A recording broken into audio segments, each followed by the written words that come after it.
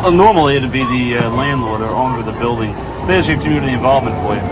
Guy that has the local building and he wants it burned down, he'll get a hold of a gang member, and the gang member will do it for him. For $50, $100, whatever it is.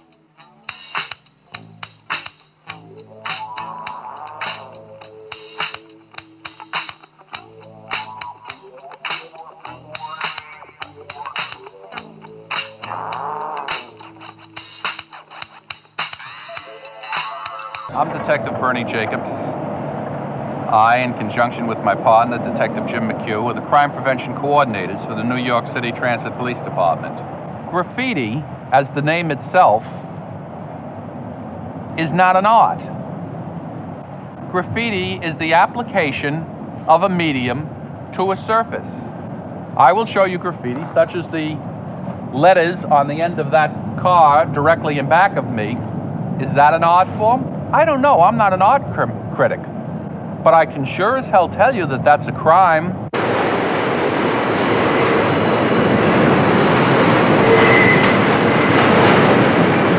At the Grand Concourse 149th Street station in the Bronx, graffiti writers gather at what they call the writer's bench.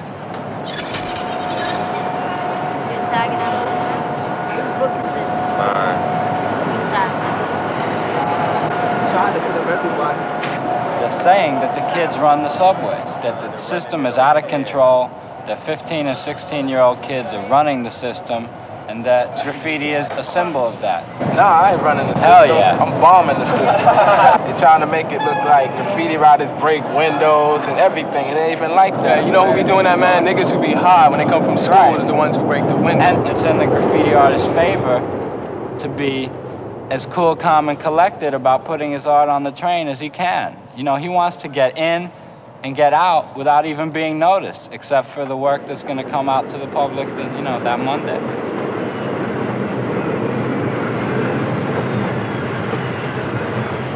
Yeah, we gotta start to rock some straight letters. This one came out alright, right? That's about the third scheme piece I did this shit. And that's the TikTok that I did in Gun Hill. What'd you do last night? We did 2 whole cars. It was me, Dez, and Me 3, right? And on the first car, in small letters, it said, "All you see is," and then, big, block silver letters, it said, "Crime in the city," right? It just took up the whole car? Yeah, it was a whole car and shit. Then it was a scroll, like, one of those scrolls. And then on the next car, it was a scheme and it had, a cop character and shit, a police nigga with a stick, and a badge. What designs you put around the Society should go down in the subway and lock them all up because they don't have any business down there. It is dangerous down there. People that work down there 25 and 30 years have accidents. But his contention is that he's immortal, I guess, like most 17-year-olds are immortal, right? It's a matter of getting a tag on each line and each division. It's called going all city. People see your tags in Queens, uptown, downtown, all over. I can only laugh to keep from crying because what happens is that I don't really think he knows how silly that sounds. He's going all city. I mean, to what end? And when I ask him, he says to me, well, just so people see it and they know who I am. Nobody knows who he is, and so they see it. And so it's not a matter of so they know who I am. So they see it, and then after they see it, so what? It's a matter of bombing, knowing that I can do it, Every time I get in the train, almost every day I see my name. I say, yeah, you know what, I was there, I bombed it. It's a matter, it's for me, it's not for nobody else to see. I don't care about nobody else seeing it or the fact if they can read it or not. It's for me and other graffiti writers that we can read it. All these other people who don't write, they're excluded. I don't care about them. They don't matter to me. It's for us. In the 1970s, New York graffiti, rapping, and breaking became the prime expressions of a new young people subculture called hip-hop. Graffiti is the written word. There's the spoken word of rap music. And then there's the acrobatic body language of dances like breaking. It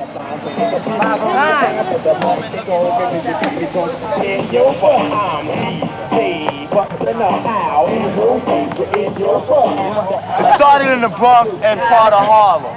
It started in Freeze's house. Oh, shut up! His mom used to break. She's all acting his own. Nah, don't be talking about my mother now. Well, yeah, Billy, go. Mom used to spin on her head about my mother. Boy, you acting stupid now. In the pants, right? Break is when you don't have nothing to do and, you know, everybody just stand around getting high just for you. You make up your own freezes. You got names. And you call them, you got names for them. Like what? You want to take Like the baby.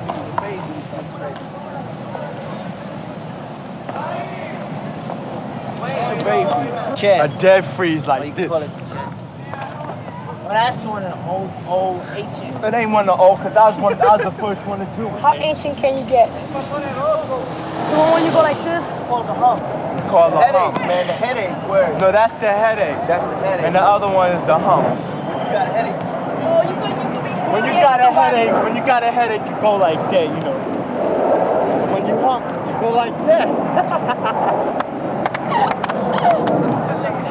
Rick and the Asian Bay. For about 2.5 years, I was upstate, from like beginning of 1970 to 72. What's up? Yeah, what's up? When I came home, I ain't know nothing about no writing, no graffiti, because I wasn't about it. All right, you know it. What's up, man? So when I got home, I seen writing on the train. I said, what's this stuff here, you know? These niggas doing their names big. I said, let me do one at least, you know, because I was, you know, down with art already. And I did me a piece, just, you know, for people in general to get to know who I am. I said, ooh, that look all right. I'm gonna go every Sunday now. Next thing I know, I started getting better and better. And as I realized I knew to get better, I said, oh man, I'm gonna bring out the computer rock. And then that's when I really got loose, because then niggas are saying, yo, who's that guy? Then one day, these news reporter people was on the train station. We was going by and we seen them. We seen them filming our whole car. We went up to them and I remember I said, yo, who you think probably done that right there? You know, just to be curious to see what they say. And he said, I don't know, but whoever done it, that's some remarkable talent, you know? I ain't never seen nothing like this before. I said, if I told you I did it, would you believe me? He said, I don't know, I can't say, but I believe so, because you don't never know what you can believe these days. So I said, well, I did.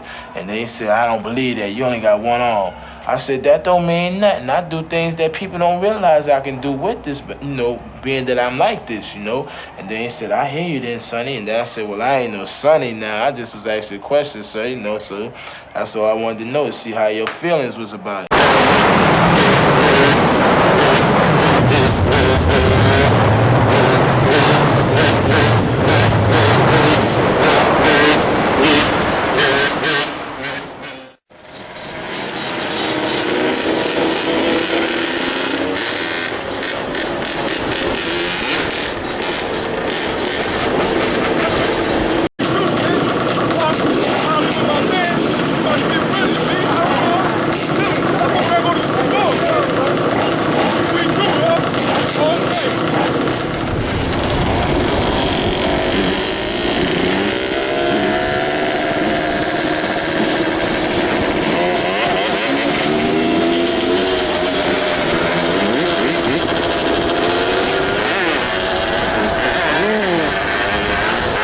Representing 152 Jackson Avenue, man. It's the South Bronx, man.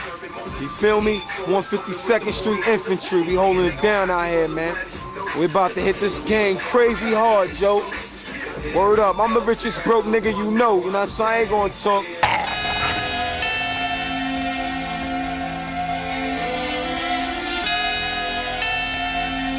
I gave you fair warning. Beware, beware, beware.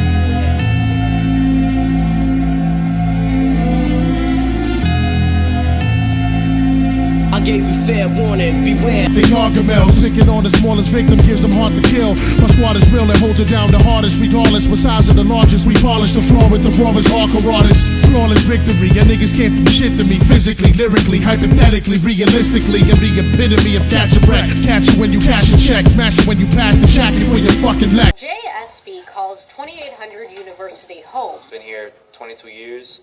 It's only a few blocks from the Kingsbridge Armory, which developers are turning into what they say will be the biggest ice skating rink in the world. Exciting news for tourists and ice skating aficionados, but residents say this revitalization will push them out of their neighborhood. The first sign, rent hikes. Just a year after that announcement, we saw this rent increase in my building. He says the landlord claimed it's to pay for building improvements, but SB says people here are low income. The hike will clear them out and make room for higher paying tenants. Because the way gentrification works is that low-income people get displaced. And that's why SB started the Bronx chapter of the People Power movement. The group is reaching out to the community to try to organize and push back. They've also reached out to businesses near the Armory who are feeling threatened. Every time I go to bed, it's like this tomorrow, the letter is there, me to leave. Shortly after the deal for the Armory was done, the stores across the street were told by their landlord that he won't renew their lease. He said, do you want to stay? Stay without no lease. If you want to go.